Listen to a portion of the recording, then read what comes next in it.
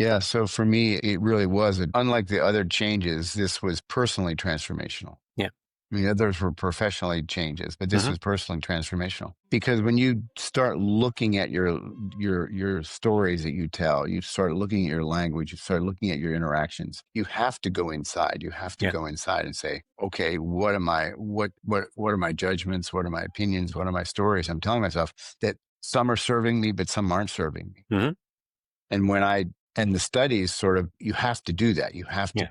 go inside. So that is one way that I was able to bust the big enough man story, not a Yeah. big enough man story, because it was a master, what's called a master story that I had that held me back, that I always saw myself smaller than. And so I had to write about that and say, wait a minute, what are the facts? What are the Yeah. emotions? What standards are we talking about here? It was my grandfather's standards. It wasn't my standard of what it meant to Hmm. be man. So it's a deconstruction process Hmm. where you take a story or you take an opinion and you unwind it